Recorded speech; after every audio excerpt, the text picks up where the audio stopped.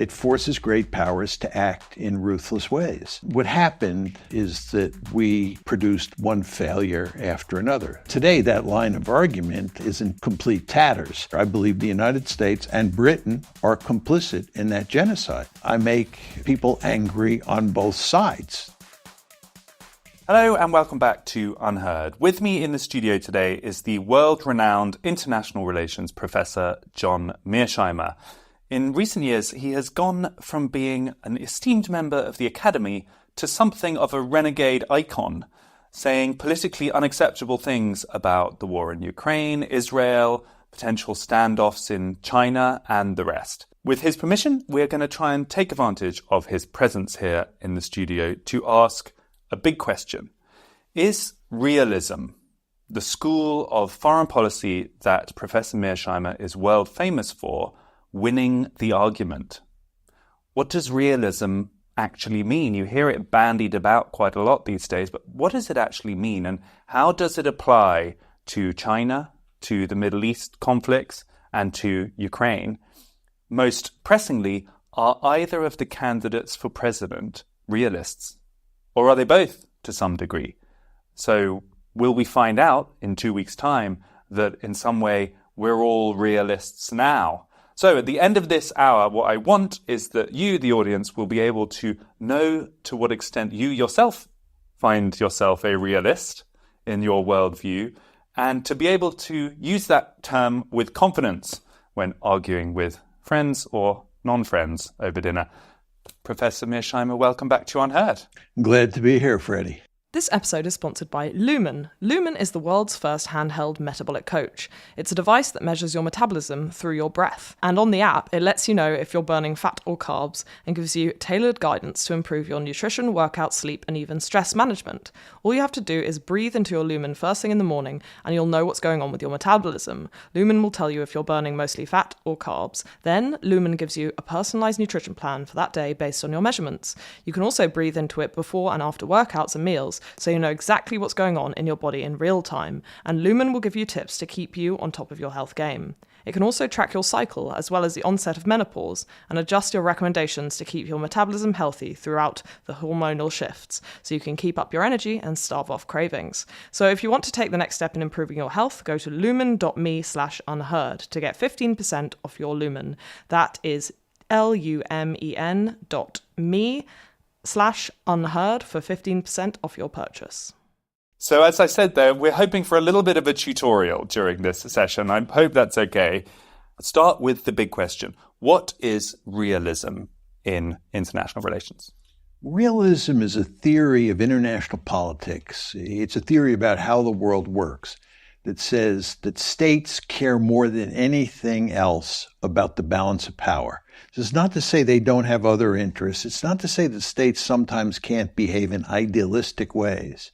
But when push comes to shove, it's the balance of power that matters the most to states. And states want to make sure that they have lots of power and that their potential adversaries have as little power as possible.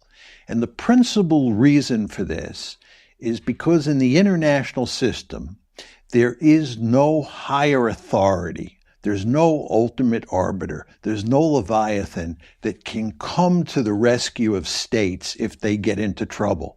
If you are a state and you're weak and a more powerful state comes after you, you can't turn to a higher authority to rescue you because there is no higher authority. The system is not hierarchic. It's anarchic in the sense that it's flat. And in a world like that, you have to take care of yourself. It's what we call in international relations lingo, it's a self-help world. And what you want to do in that self-help world is be as powerful as possible, because if you're really powerful, it's highly unlikely that anyone will attack you. Now, what this means in terms of liberal values, in terms of idealism, is that there are going to be cases where an idealistic policy lines up with a realist policy. Defeating Adolf Hitler in World War II makes sense from a strategic point of view, from a realist point of view. There's no question about that. The United States does not want Adolf Hitler and the Third Reich to dominate Europe for good realist reasons. At the same reason, it makes perfect sense from a liberal point of view or from an idealistic point of view to want to defeat Adolf Hitler for reasons I don't have to explain to you. So in that case, right, the two approaches go together. The question is, what happens when the arrows point in different directions? And realism calls for pursuing a ruthless foreign policy, and liberalism does not. Which of the two approaches wins out? And the answer from a realist point of view is that realism would dominate. And the reason is because realism is really all about survival. Realism is predicated on the assumption that survival is the highest goal that a state can have. And therefore, if survival is the highest goal, that means realism will trump idealistic logic. And by the way, Freddie, it will also trump economic logic if the two are in conflict. And just to give you a good example that highlights this, that really, I think, illustrates what realism is all about. Once China becomes a great power, we're talking roughly 2017, and it is seen by the United States as a peer competitor. The United States has a vested interest in making sure that it has much more power than China has. The United States wants to check the growth of China as a great power and accelerate its own growth so that the power gap between the two countries is as great as possible in favor of the Americans. But what this means is that the United States is going to have to pursue economic policies that are going to hurt the United States economically. A lot of people say to me, John, if we get tough with the Chinese, as we are now doing economically, it's going to damage the United States. It's going to hurt the American economy. It's going to slow down American economic growth. My response to that is, that's true. But that's the price you have to pay to make sure that you can contain China. So you see the economic arrow and the realist arrow are pointing in opposite directions. So is it an amoral school? Is it that you are observing the way the world actually works and that there is merit in being truthful and realistic in observing those dynamics? Or do realists actually think there is moral value in survival, and your first duty is to your own citizens, and therefore it is kind of morally acceptable to pursue self-interest ruthlessly? I would make the argument that it is an amoral, and very important to emphasize, I'm not saying immoral. It is an amoral theory. And we all have moral compasses in our head, and those moral compasses influence how we think about the world, just the way realism does. And as I said, when they're in conflict, the realist compass, so to speak, dominates the moral compass. But realism by itself, in my opinion, is an amoral theory. Now, some people argue that it's not, and you were going down this road, which is not to say you believe this, but one could argue that survival is the highest goal of a state, and it is a virtuous or morally correct goal. And therefore, anything you do to enhance your survival is morally correct. I think if you make that argument, a great power can go out and behave in the most incredibly ruthless ways, and you can defend it as morally correct because it is facilitating that great power's survival. And I think if you go down that road, then it's hard to distinguish moral behavior from immoral behavior or ethical from unethical behavior.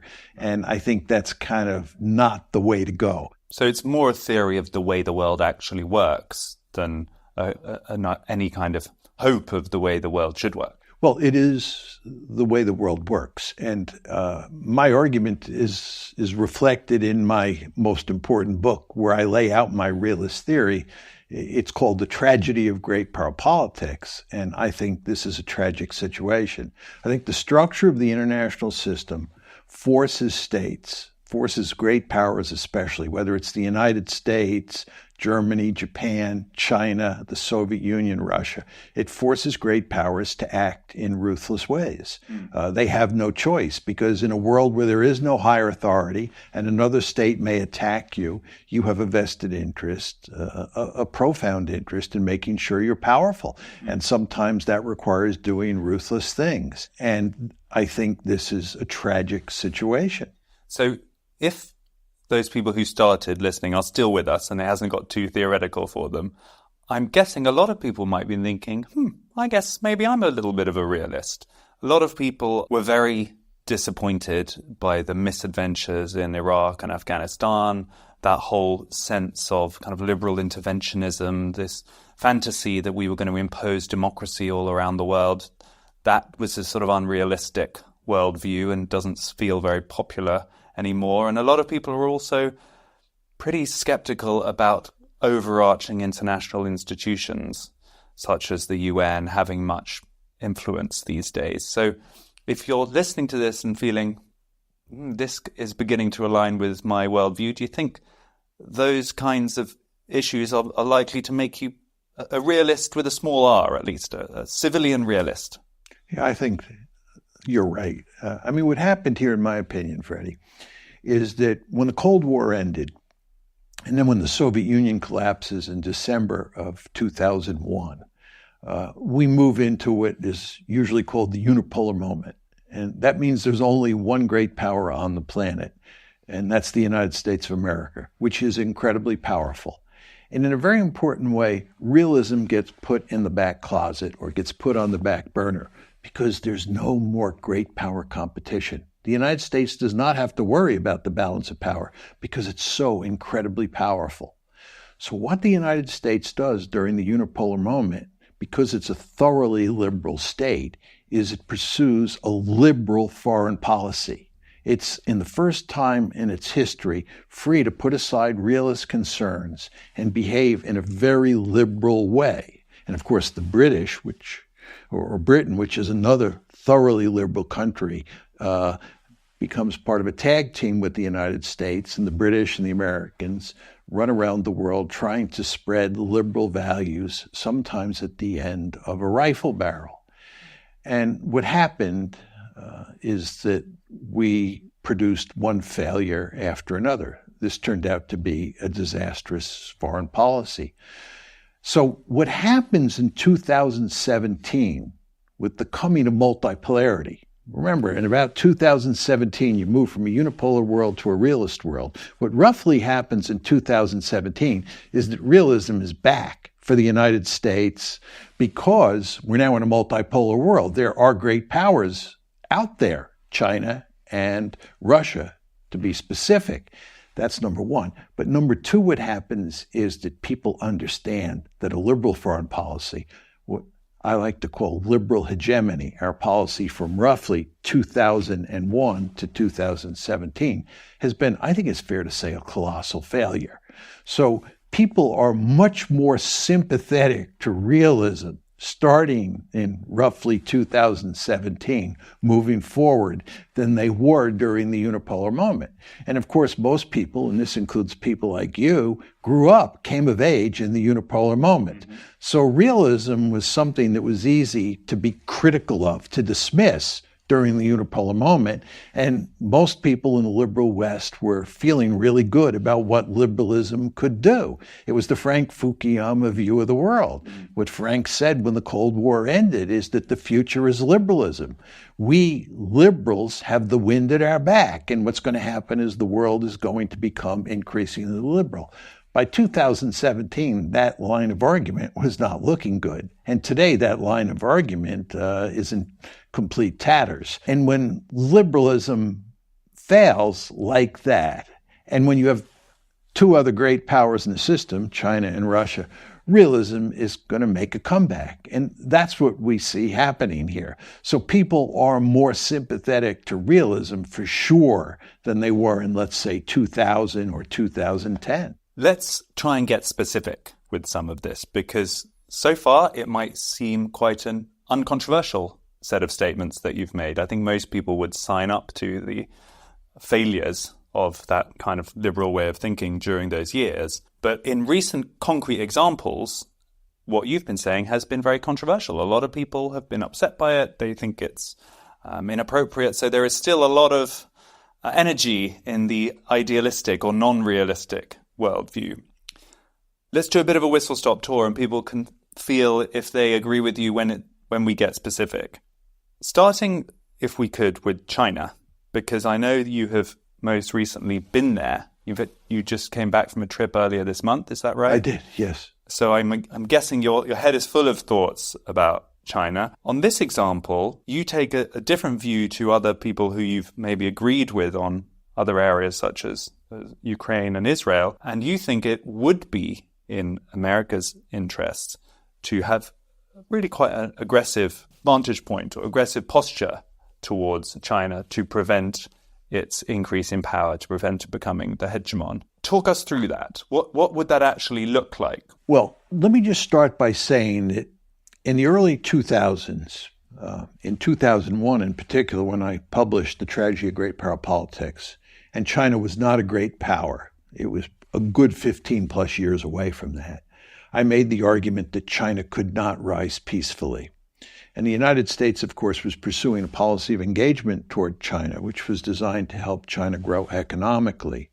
And my argument at the time was that if China grew economically, it would translate that economic might into military might, and it would try to dominate Asia, East Asia, the way the United States dominates the Western Hemisphere.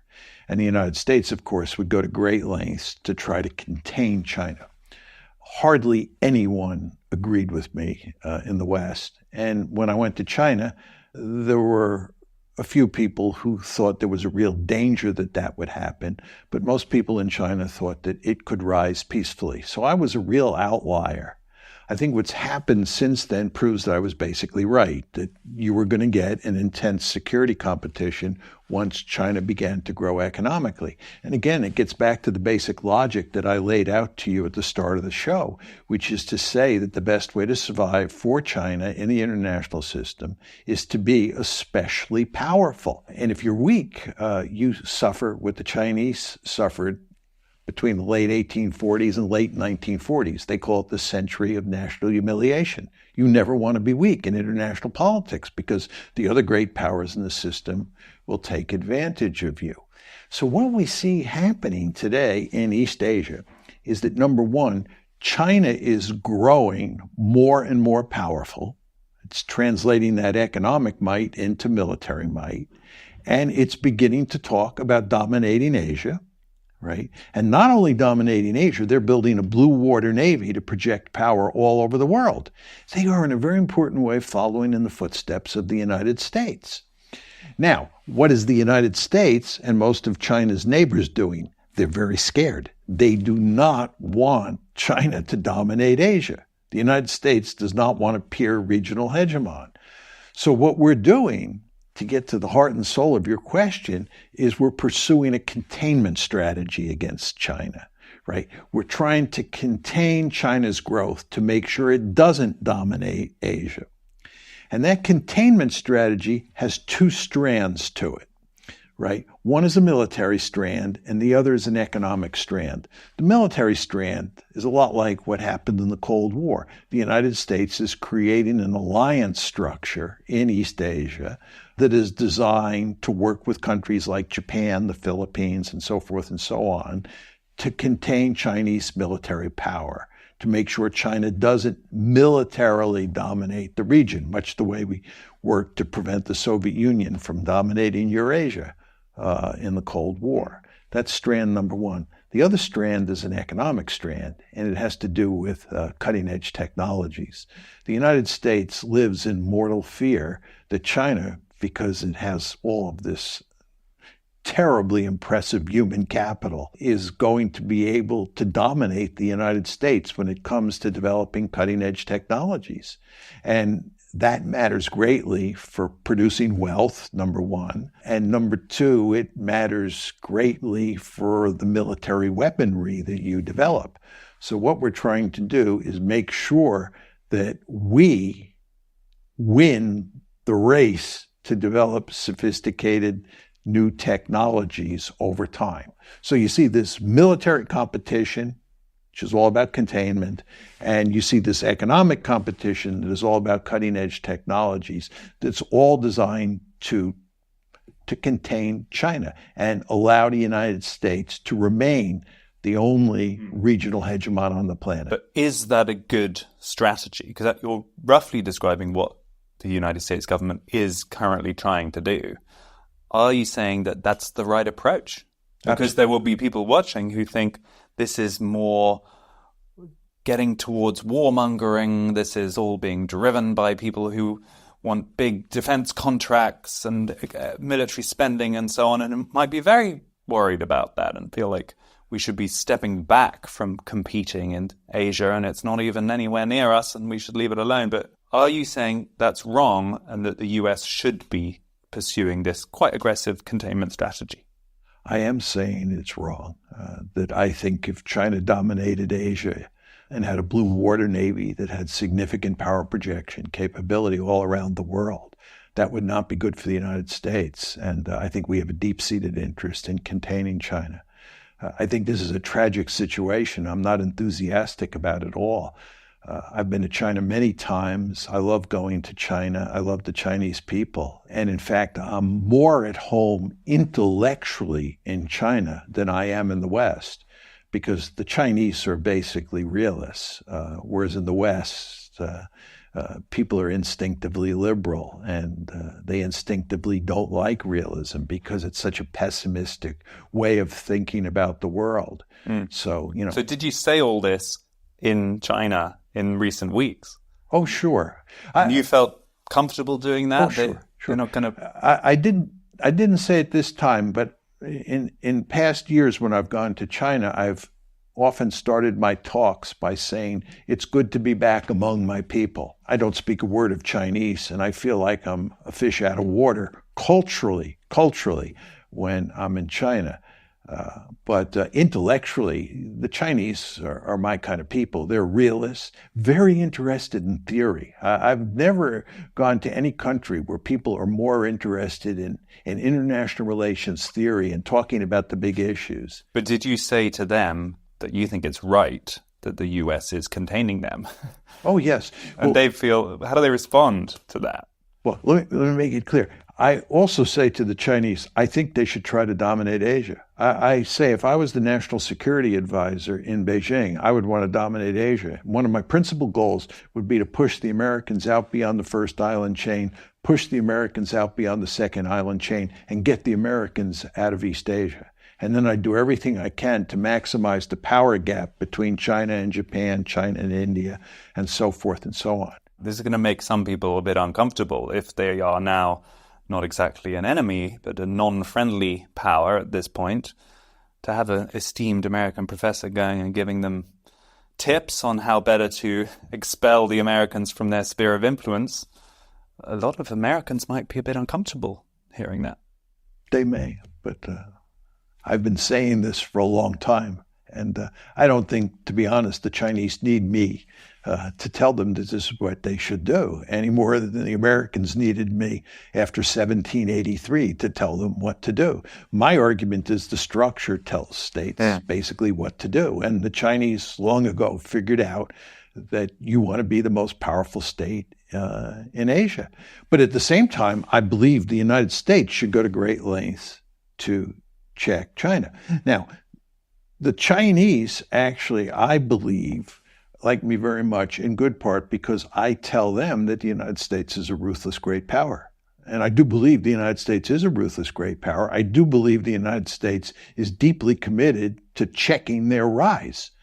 And the Chinese will say that most Americans who come through say the United States is a benign great power, that the United States and China can get along, but you, John, come in and tell the truth. You admit that the United States, your country, is a ruthless great power, to which my response is that's correct, because great powers are ruthless by definition.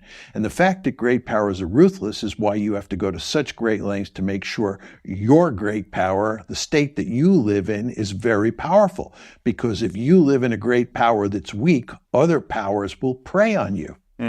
So if you're observing this potential future clash where it is in China's interests to dominate East Asia, and it is in America's interest to prevent that happening. Who do you expect to win that clash? I believe that the United States will succeed in preventing China from dominating East Asia and becoming a peer regional hegemon. So I think that's true. How will they achieve that? The United States is remarkably powerful. It has lots of nuclear weapons, and it has a good number of allies in East Asia who will help the United States in that endeavor. Up to and including war? For example, Taiwan is the most talked about flashpoint. Do you think it will come to actual conflict? And you think the US will prevail in that conflict? Well, I think this is the key issue, Freddie. That's what concerns me. It's not so much who wins in the end, because I think that's far off, and I'll be long gone from the planet by the time that one is decided, in all likelihood. I think the much more interesting question is the one you raise, which is how likely it is that we'll have a war. And you want to remember, when you talk about a war between the United States and China, you're talking about a war between two nuclear-armed great powers, and the potential for escalation is always there. And we could, end up incinerating each other. So this is really serious business. And I think the key question moving forward is whether this will evolve the way the Cold War evolved. During the Cold War, we had a number of major crises. Various crises over Berlin, and most importantly, the Cuban Missile Crisis. But thankfully, in all those crises in the Cold War, cooler heads prevailed, and we did not have a shooting war. And I just hope that moving forward, that is the case with regard to the United States and China. But my point is that this security competition is already present. And it's in the South China Sea, not so much over Taiwan these days, where you can see the two sides maneuvering with each other and where there's real potential for conflict, I think. And I just hope that if we have a major crisis somewhere down the road, that cooler heads will prevail on both sides. So if a Chinese senior military person was sitting in one of your lectures in China in recent weeks and felt inspired that, yes, John Mearsheimer is right, we need to push ahead with making sure that we get regional domination. We're going to take a risk. We're going to have an actual standoff with the US in the South China Sea or in Taiwan. Would you support the US fighting back with weapons, with guns, with bombs to push that back and allow a real conflict to take place? Yeah, I would support it. I mean, the key issue here is Taiwan. And the question is, will the United States fight and die to defend Taiwan if the Chinese were to invade Taiwan? And I think the answer is yes. I think that we would fight and die to defend Taiwan. I think the Japanese would be with us as well. I hope it doesn't come to that for sure, but I think it is important for the United States to make sure that China does not acquire Taiwan. And do you think young Americans will enlist to go all the way to Taiwan in such a scenario, to fight and die to protect it? Or do you feel like among the civilian population, there is no longer appetite to take part in those kind of foreign adventures? Well, I think that should a war break out, let's say, China tries to invade Taiwan, the United States will use its existing military forces to enter the fight, right? So we will be in the fight. And I think the question that you're asking is whether or not we'll have to quit the fight because the American public will say, we're not going to fight this war. I think that is, and I'm choosing my words carefully here, extremely unlikely to happen because the government, the U.S. government, will go to great lengths to manipulate the discourse on what is going on in ways that present China as a mortal threat, and therefore give the American public powerful incentives to support the war, to include, participating in the fighting. Final question on China before we move on our little global tour of great threats. Do you think there's a meaningful difference between a President Harris and a President Trump as regards China and how the US would respond to that kind of aggression? What do you think the differences are exaggerated and it might be much the same? I think there's not much difference. I think where there is real difference is on Ukraine. But I think with regard to China, you want to remember the president who abandoned engagement with China and moved explicitly to a containment strategy was Donald Trump. Remember, my argument was that it was roughly around 2017 when China became a great power and Russia was resurrected from the dead, and it too became a great power. Trump was the one who explicitly abandoned engagement, which was designed to help China grow economically and to get along with China. And he pursued a containment strategy. And then when Joe Biden became president, he followed in Trump's footsteps. So I think Trump will continue to pursue containment. I think the only meaningful difference between Trump and Harris or Trump and Biden is how Trump deals with allies compared to how Biden has dealt with allies and how Harris is likely to deal with allies. I think Trump tends to be much too rough with allies. He tends to want to slap them around, whereas I think both Biden and Harris are much more interested in working with the allies in a cooperative way. But in terms of basic policy towards China, I just don't see any difference between Harris and Trump. Let's move closer to where we are now and talk a little bit about the Middle East, because that is obviously one of the other main areas of concern. There's war currently, and there's a big danger that it might escalate in different directions. What is the kind of realist approach to the conflict that Israel is currently engaged in? I remember we had a conversation about this before, where I was perhaps naively arguing that what Israel is doing, i.e. actually taking aggressive steps into neighboring countries to defend its security as it perceives it, neighboring countries or territories in the case of Gaza, that seemed kind of realistic.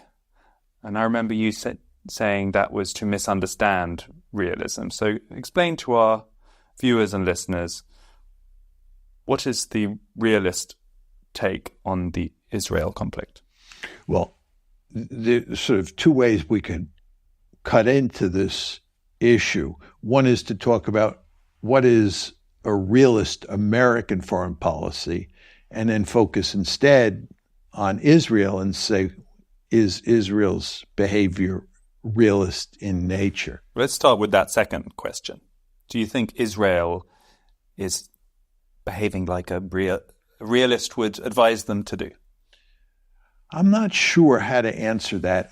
The problem is, I believe I said to you before, is that the taproot of the conflict here is between the Palestinians and Israel, right? And if you look at Israel and what's happening with regard to Hezbollah in Lebanon, that's all an outgrowth of what's happening in Gaza with regard to Israel and Hamas.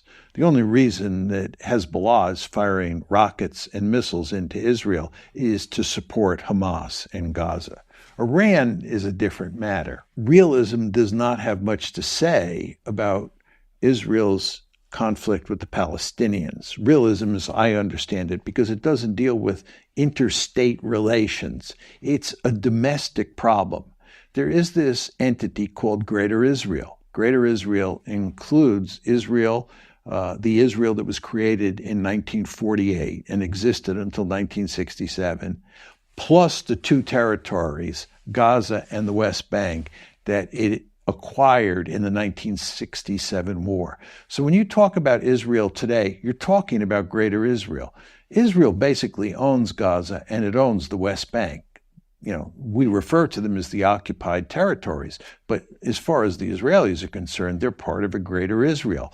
And what's taking place inside Gaza today and taking place on the West Bank is basically a civil war between Israeli Jews and Palestinians. And I don't think realist theory, as I understand it, has much to say about it. If you want to talk about what's realistic with a little r, I think the Israelis have been remarkably foolish over time not to create a Palestinian state, that it was in Israel's interest to give the Palestinians some form of sovereignty, some sense of a viable state, so that the two peoples could live side by side. I think creating a greater Israel, which is effectively an apartheid state, where the Palestinians are subjugated, dominated by the Israelis, is not in Israel's interest, because you're going to get what happened on October 7th, just as you had a first intifada and a second intifada before that. So from a realist point of view with a little r, I think that what the Israelis are doing is not smart. And I think it is going to do enormous damage to the country over time. Iran, though, is a different issue. Israel and Iran are independent countries in the region. And the Israelis have a deep-seated interest in, number one, making sure Iran does not acquire nuclear weapons, and number two, making sure Iran does not become a regional hegemon. If you look at the latent power that Iran has, latent power meaning population size and wealth, Iran has the potential to dominate the region. And the Israelis don't want that. And of course, they don't want them to have nuclear weapons. So that's a case where realism kicks in. I would argue that the policies that the Israelis have pursued vis-a-vis the Iranians is not smart from a realist with a capital R point of view. I think, for example, pulling out of the JCPOA, the nuclear agreement that the great powers and the European states had fashioned with Iran, was foolish. I think the Israelis made a major mistake there. My guess is that some people listening will be a bit surprised, because from how you described realism at the start, which was a sort of clear-eyed vision of states acting in their own interests, that's just the way the world is, let's not pretend otherwise. Sometimes they need to take hostile action in order to defend themselves and protect themselves. It feels like Israel is the kind of perfect example of that. And you could say they're being pretty effective at it. And the disaster that many people have predicted for Israel, this was going to lead to an incursion from Hezbollah in the north. This was all part of a sort of four-dimensional chess plan that was going to conclude with a real crisis for Israel, hasn't happened. Israel currently seems like it is an effective military player. What would you say to people who said that? I think it's just dead wrong. And I think it reflects the fact that the Western media's coverage of Israel is so out of touch with reality that people like you can make those kinds of arguments. Let's talk about the three conflicts. The one in Gaza, the conflict with Hezbollah, and the conflict against Iran. Israel has three goals in Gaza. One was to decisively defeat Hamas, two was to get the hostages back, and three, which is unstated, was to ethnically cleanse Gaza. The Israelis are bent on cleansing Gaza and the West Bank. They have not decisively defeated Hamas. They're not going to decisively defeat Hamas. They have not gotten the hostages back, and they have not ethnically cleansed Gaza. And furthermore, they're stuck in Gaza. You remember they got out of Gaza, I think it was in 2005 or 2006. They left Gaza because it was a hornet's nest. Well, they're back in there, and they've not defeated Hamas. With regard to Hezbollah, they first tried to decapitate Hezbollah. They were successful, but they've been decapitating leaders in the Middle East for years now. It doesn't produce victory. Then when decapitation failed, they went and started killing huge numbers of civilians in southern Beirut and in southern Lebanon. That didn't work. And then they invaded on the ground on roughly October 1st. They went in. And that hasn't worked. They're getting clobbered in southern Lebanon. For anybody who, follows the internet, reports on this carefully, they're getting clobbered. And remember, the reason that they tried decapitation, then they tried to kill large numbers of Lebanese, and here we're talking mainly about Hezbollah, and the reason they invaded was to stop the rocket fire into northern Israel. They've not stopped the rocket fire. They've not succeeded against Hezbollah, and they're not going to succeed against Hezbollah. I mean, at some point, some negotiated settlement may be worked out. Who knows? But the idea that their military strategy has worked, it hasn't worked against Hezbollah, and it hasn't worked against Hamas. And against Iran, the Iranians are still capable of retaliating against Israel, sending large numbers of ballistic missiles into Israel. But were the strikes on Iran not quite successful in that Iran seems to have retreated from further hostile rhetoric since then? It seems to have contained their aggression somewhat, at least in the short term? No, I mean, first of all, the evidence is now coming out that the attacks were not successful. There were supposed to be 3 waves of attacks. The first wave did the corridor cutting. The first wave involved aircraft carrying missiles that were designed to destroy the radars and the missiles that the Iranians had on the ground. And then the second wave and the third wave would follow behind, go into Iran, and attack the targets. The first wave of Israeli attacks against the air defense radars and the air defense missiles was aborted. It didn't work. And the second wave and the third wave, as best we can tell, never entered Iranian airspace. Remarkably little damage was done to Iran. But the question... I guess it's hard to know exactly. It's hard to know exactly, but this is what the evidence that's now coming out says. But the point is, Freddie, even if they had gone in and done massive damage to Iran, what do you think the Iranians would have done? They would have retaliated against Israel. They have the missiles to do it. Why have they not done that? Because the Israelis, number one, didn't do massive damage on this most recent attack last Friday. Furthermore, who's to say that the Iranians won't retaliate? But the Israelis do not have escalation dominance over Iran. Just very important to understand this. In the old days, the Israelis had escalation dominance over almost all their adversaries. If you listen to the story that I was telling you about Hezbollah, the Israelis don't have escalation dominance over Hezbollah. Hezbollah is still firing rockets and missiles into Israel. And by the way, now the Houthis are also firing missiles into Israel. What is so interesting is that your critique in this discussion of Israel is not a moral one, because we're discussing the realist framework, which, as you say, is an amoral way of looking at the world. It's that it's ineffective. You're basically, correct me if I'm wrong, but you're basically saying Israel would be entitled, in realist theory, to take these kinds of aggressive actions in order to defend its existence, to protect its sphere of influence. But the way they've been doing them have been ineffective. Is that a fair summary? Well, look, you raised the issue of the effectiveness of military strategies that the Israelis are pursuing vis-a-vis their various adversaries. And that's what I addressed. We're not talking about the moral implications of what Israel is doing in Gaza. I think what the Israelis are doing in Gaza is a genocide. They are executing a genocide. I want to be very clear on that. And I think that is morally reprehensible. And it is a stain on Israel's reputation that will not go away for decades, if not centuries. And I want to be very clear. I believe the United States and Britain are complicit in that genocide. But we were not talking about the genocide. We were talking about the effectiveness of what Israel is doing.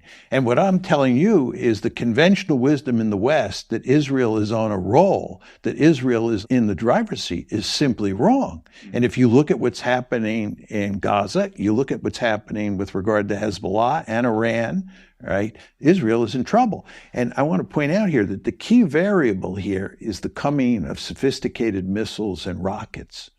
When I was very young and used to study the Israeli-Arab conflicts, right, what we focused on in those days were army-to-army and air-to-air engagements. And the Israelis invariably defeated the Israelis invariably defeated the Arab armies, whether you're talking about 48, 56, 67, 73, those big wars. And it looked, up until October 7th, like the Israelis were really in the driver's seat, that they faced no serious threat. Then October 7th happened, and what became manifestly apparent to all sorts of people, including me, was that there was this really wicked rocket and missile threat against Israel that Israel had no way of dealing with. That's what I was saying to you before when I talked about the effectiveness of Israel's strategies vis-a-vis its various adversaries. The Iron Dome is the most effective counter-rocket defense shield in the world, is a myth. Is it not? The Iron Dome was penetrated in previous attacks. The first attack by the Iranians was on April 14th, and the second attack by the Iranians was on October 1st. And in both cases, they penetrated the Iron Dome. And by the way... Very small proportion. No, I don't think it was a very small proportion. I think it was close to 50% got through, if not more. And every time they come after Iron Dome, it's weaker because Iron Dome expends missiles. But the other point I would make to you, which is a very important point, is the Israelis can't use Iron Dome alone to defend themselves against the Iranians. The Americans are deeply involved. We just put at least one THAAD missile battery in Israel. We have all sorts of naval ships that are in the Eastern Med, off the Red Sea. We have tactical aircraft, we meaning the Americans, in the region that are helping the Israelis fend off these Iranian attacks, whether it's on April 14th or on October 1st or when another one comes. The Iron Dome itself doesn't work. So what do you think, given everything you've said from your vantage point, what do you think an effective realist strategy by Israel would be, setting aside any moral concerns? If you were advising them much as you were advising the Chinese a few weeks ago, what would you advise them to do to maximize their strength and security? Well, I think with regard to the problem with Hamas and the problem more generally with the Palestinians and with regard to the problem with Hezbollah, I have a realist strategy, not with a capital R, but with a little r, that has to deal with how Israel treats the Palestinians. And there I would advocate a two-state solution. But there's no two-state solution in sight. It's an impossible outcome at this point in time. And therefore, I think Israel is doomed to endless conflict with the Palestinians in its midst. And by the way, this is why the Israelis' principal goal in Gaza is ethnic cleansing. They don't say it loudly and clearly. There's plenty of evidence that that's what they're doing. But they want to cleanse Gaza, and they want to cleanse the West Bank. And they want to do that because they understand full well, as long as they have huge numbers of Palestinians in their midst, they're going to have a first intifada, second intifada, and another October 7th. And they don't want that. And we could get into a whole series of arguments here around the nature of the Palestinian population in Israel and how different efforts they've had to secure different kinds of peaceful outcome. Let's avoid that because that could take the rest of our time out. A lot of people might have listened to the first section of this conversation about China, and let's say they were on the political right, let's say they were Republican-minded, perhaps fans of Elbridge Colby and the like, circle of Donald Trump, they would have pretty much been nodding their heads when listening to you on China. Listening to you on Israel, they would have been throwing up their hands in horror and saying, oh no, this guy is some kind of far left, activist. This is the opposite of what we want. Tell me about that interesting tension, how your views on China seem to roughly align with the political right, whilst your views on Israel seem to align with the political very much left. Well, again, I think what you say is true, for sure. I'm not disputing that. But when you talk about the Israeli-Palestinian conflict and the conflict with Hezbollah, this is not in the realm of realism. Realism doesn't explain everything that happens in the world.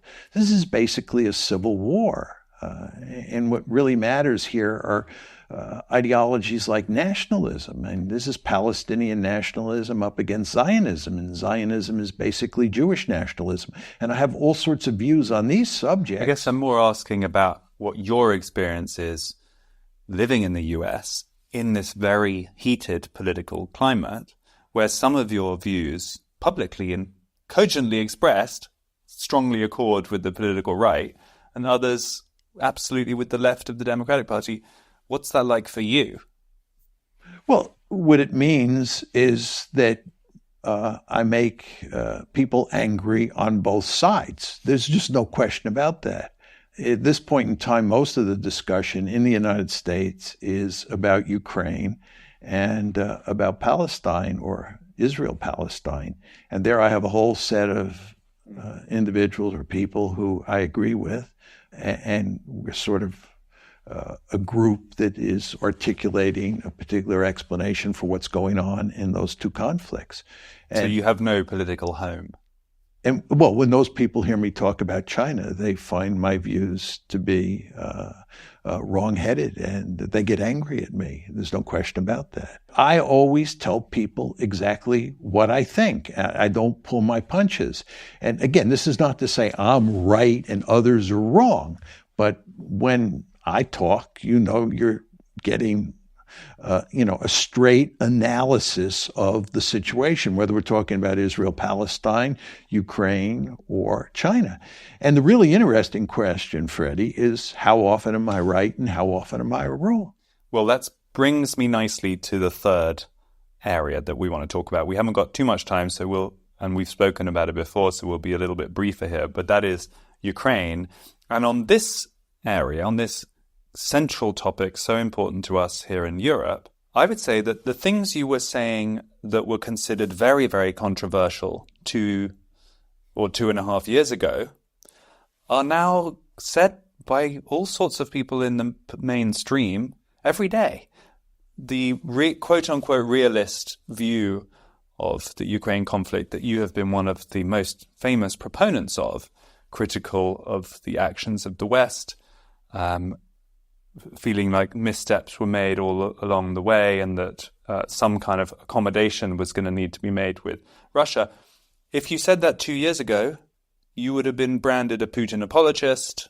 It would have been considered outrageous. In fact, it happened to me. I said a milder version of that on a BBC television program, and suddenly I was, in the pay of Vladimir Putin. Whilst now I hear people all across the political spectrum, including both sides of the aisle in the US, saying things like negotiation is going to be necessary, peace will only come through diplomacy, Ukraine is never going to reconquer Crimea, all sorts of things that were considered taboo 2 years ago. Do you observe that? Do you feel like the world has caught up with you on Ukraine? Somewhat. When we talk about the world, I like to distinguish between the West and the rest. Western world, let's say. The Western world has somewhat caught up. I think the key issue that has been on the front burner for a long time is who's principally responsible for causing the war. And there my argument that it was NATO expansion, bringing Ukraine into NATO, is accepted by more people in the West than was the case, let's say, 2 years ago, but still is not widely accepted in the West. It's widely accepted outside the West, right? But in the West, I think most people still think that Putin is the bad guy. And even though a negotiated settlement, some form of the diplomatic solution is necessary now, we have to keep in mind that he is a bad guy and that his invasion of Ukraine cannot be justified or explained in any reasonable way. So I don't feel like everybody completely agrees with me. But the fact of some kind of negotiation being likely, perhaps necessary, now seems like a mainstream view. Yes, 2 years ago that was not true. There's no question about that. And I just think more and more people also understand that NATO expansion was the taproot of the problem. I mean, Jens Stoltenberg, when he was the head of NATO, said exactly that 2 times. I actually privileged those 2 quotes from him where he says basically what I've been saying for a long time, that NATO expansion is the taproot of the problem. And by the way, Freddie, this is a realist argument, right? My argument against NATO expansion was that the Russians would view it as an existential threat, and it would lead them to pursue a policy that involved destroying Ukraine to prevent it from becoming part of Ukraine. That was very much a realist argument. But people in the West rejected that realist argument, and they were making more liberal arguments about why NATO expansion was justified. The argument that Ukraine has a right to join NATO. This is very much a liberal argument. And the argument that people like Mike McFaul made that NATO expansion was not about containing Russia. It was all about spreading the liberal order from Western Europe to Eastern Europe. Those kinds of arguments were not realist arguments, and they were the competitors to my argument. So do you feel like if we're looking ahead to the presidential election in less than 2 weeks' time, do you think that to some degree both candidates are now realist on Ukraine? How would you characterize the difference or similarity facing the US on that topic? Well, I would just say at a very general level, I think that Ukraine is the one foreign policy issue where Harris and Trump are furthest apart. I think with regard to East Asia, the China threat, with regard to the Middle East, Israel, Palestine, there's not a lot of daylight between the two of them. But I think on Ukraine there is. I think that Trump has long wanted to, number one, have good relations with Russia and Putin in particular. Number two, shut down the Ukraine war. And number three, reduce America's commitment to Europe, if not end NATO. I think these are instinctively the things that Trump wants to do. Whether he can do them is another matter. I think Harris, on the other hand, will continue, if she's elected, the Biden policy of doing everything possible to continue to support Ukraine, to remain deeply antagonistic toward both Putin and Russia, and to certainly continue the alliance. So I think there's a fundamental difference in terms of what their intentions are. So you don't see movement there? Because I would say even on the Democratic side, there's been a change in rhetoric. There have been more words of caution about escalatory threats, some kind of restraint on the use of some of the longer-range missiles and so on, and a general shift in the discourse with allowing a greater possibility of negotiation. That seems to have happened even on the Democratic side. Well, allowing for negotiations, there's no question. It's because the Russians are winning on the battlefield. We're being forced to accept the fact that some sort of deal may have to be cut to put an end to this. But in terms of... But that will probably happen whether it's President Harris or President Trump. I think that's correct. Yeah. So in that sense, the difference is maybe more one of intention than one of outcome, because we may end up with some kind of deal within the next couple of years, whoever wins. Yeah. I would just say, I don't think you're going to get a meaningful peace agreement between Russia on one side and Ukraine and the West on the other side, no matter who is president. It's not going to happen.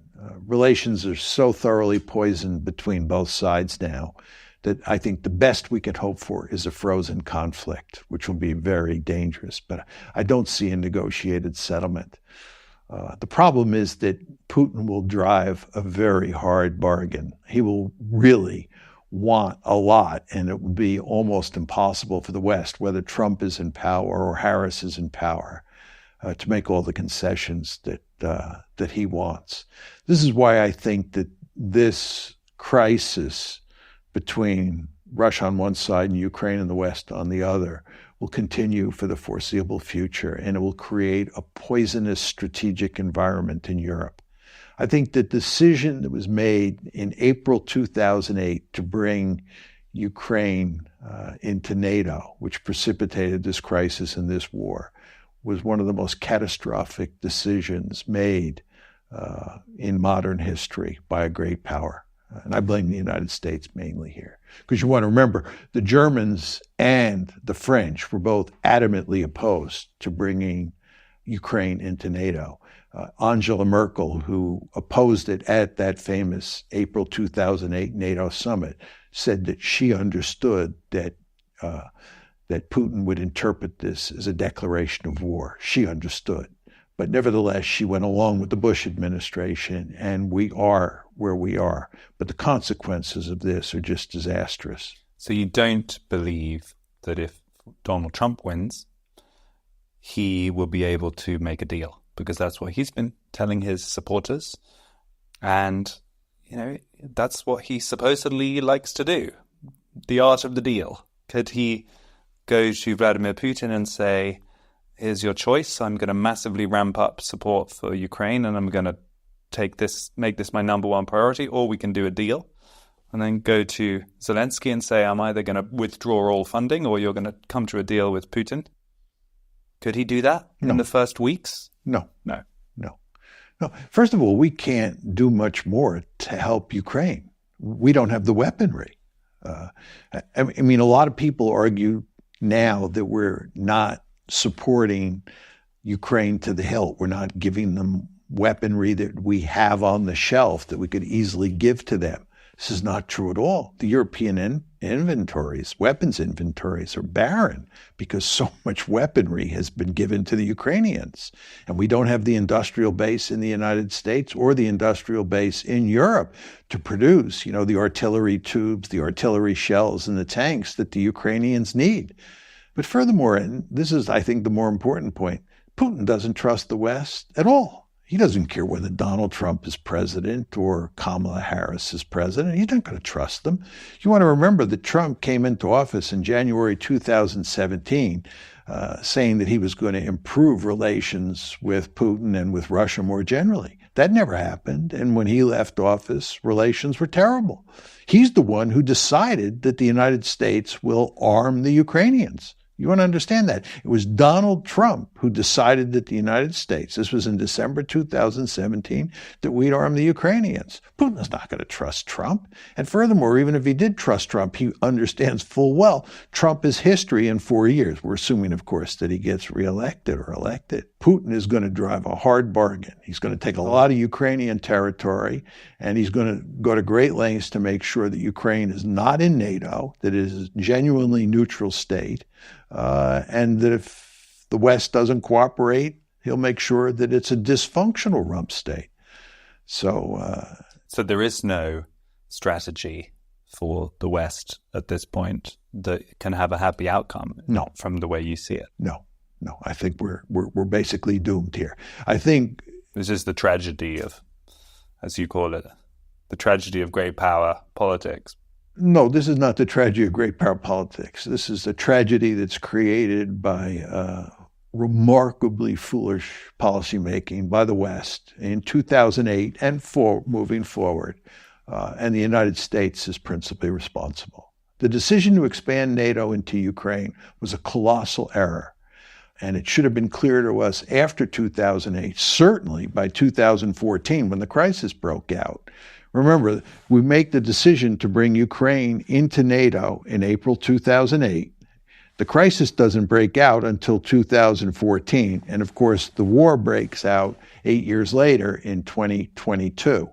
Okay? But after 2008, at every point along the road, we, meaning the West, doubles down. And it's mainly because of the Americans. And we're now at a point where it's almost impossible, in my mind, I hope I'm wrong here, to see how we can come up with some sort of negotiated settlement that creates a peaceful outcome for Ukraine, for Russia, and for the West. And we can go back to having good relations or quasi-good relations with or between Russia and the West. I think those days are long gone.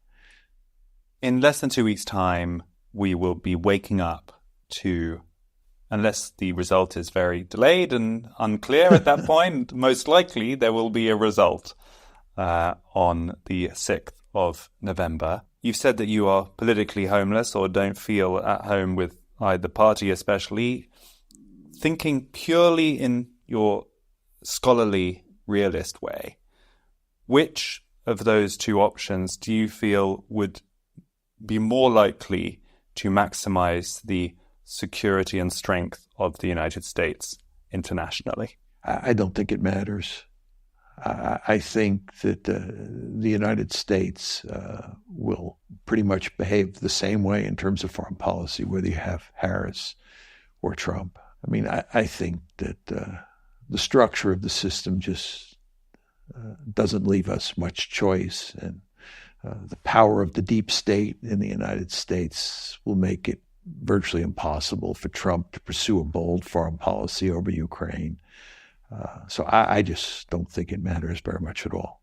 It's a bleak note to end on, Professor Mearsheimer, but I always notice when we have these conversations how you remain such a sunshiny and optimistic person despite having this really quite bleak worldview. How do you manage that? Well, I think in terms of interpersonal relations, I have a very bright view of the world. I thoroughly enjoy being here talking to you, but there's no question, as you point out, that the substance of our discussion is thoroughly depressing. It really is depressing to think where we are today. If you go back to when the Cold War ended, what the world looked like in 1990, and certainly in 1992, the year after the Soviet Union collapsed, it really looked like we were in the catbird seat, and it was just sunshine and roses moving forward. And if you compare that world with the world that we're in today, it's thoroughly depressing. I mean, we haven't even talked about domestic politics inside the United States and domestic politics here in Europe, and... That'll have to be for a follow-up episode after the election, yes. John. I'll come to Chicago and we'll thrash out the domestic scene. Yes, I can guarantee you it'll be a gloomy conversation, although I will again enjoy talking to you. As will I. Professor Mearsheimer, thank you for coming to Unheard. My pleasure, Freddie. That was Professor John Mearsheimer of the University of Chicago, an internationally renowned scholar from the Realist School of International Relations.